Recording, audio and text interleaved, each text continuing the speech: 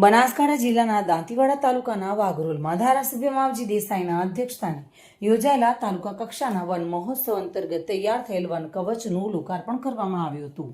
વધુમાં વધુ વૃક્ષો વાવવા અને તેનો ઉછેર પર ભાર મૂકવામાં આવ્યો હતો.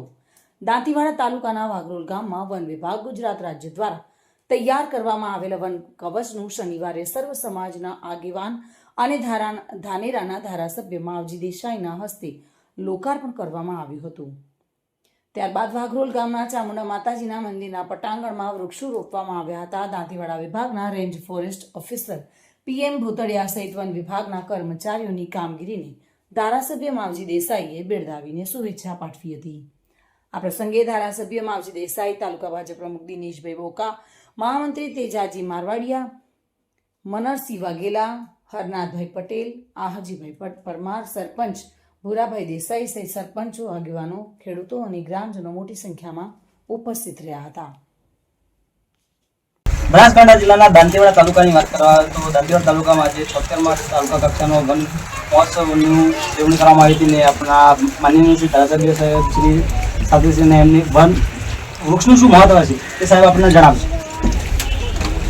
આજે દાંતીવાડા તાલુકામાં 76મો તાલુકા લેવલનો વન મહોત્સવ વાઘરોલ ખાતે આયોજિત થયો અને એના ભાગરૂપે આજે ગામના સરપંચશ્રીઓ, એના વહીવટી અધિકારી શ્રી ભૂતળિયાજી, પાર્ટીના પ્રમુખ દિનેશભાઈ અને બાકીના બધા જ આગેવાનો સાથે મળીને એની ઉજવણી કરી.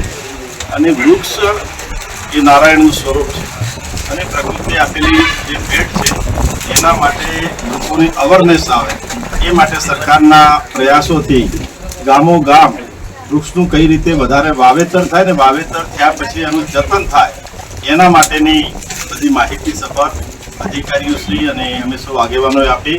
ખૂબ બહોળી સંખ્યાની અંદર બધા જ લોકો આવી અને સંકલ્પ સાથે કે વધારેમાં વધારે વાવેતર થાય.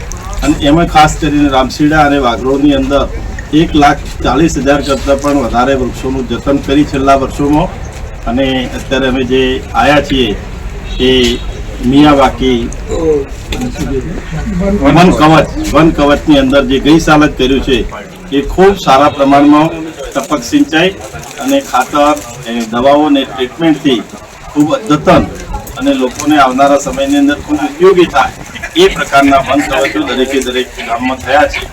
ત્યારે આજના પ્રસંગે ખૂબ શુભેચ્છાઓ પાઠવું છું. આ જ પ્રકારે બધા જ ગામડાઓની અંદર ફોરેસ્ટ વિભાગ અને ગામવાળાઓ બધા જ સાથે મળી ગામની અંદરથી સરપંચશ્રીઓ, આગેવાનો મળી અને જગ્યાઓ આપે અને ફોરેસ્ટ વિભાગ આની જાળવણી કરે એ જાતના તબક્કે સૌને શુભેચ્છાઓ. બલસી દરબાર સાથે bureau report, today Gujarati news.